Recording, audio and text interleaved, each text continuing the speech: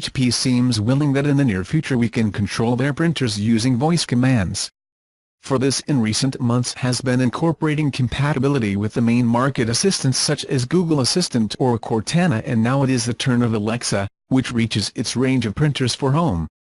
As in the previous cases, Alexa will require for the moment that we have a compatible speaker, although the brand ensures that they are working so that in the near future it is the printer who does all the work when it comes to understanding the user's orders.